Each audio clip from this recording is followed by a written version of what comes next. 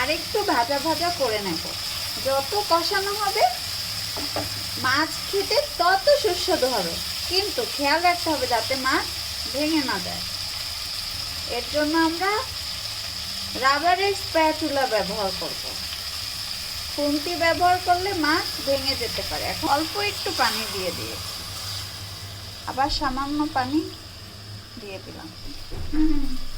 এখন আমরা আলুটা দিয়ে দিব। যেহেতু নতুন আলু তাই আমরা প্রথমে দেইনি, কারণ আলু গলে যাবে। এখন দিয়ে দিলাম বড় বড় আলু। চলে যাচ্ছে, কোনো ব্যাপার না, পরবর্তীতে আবার যাবে।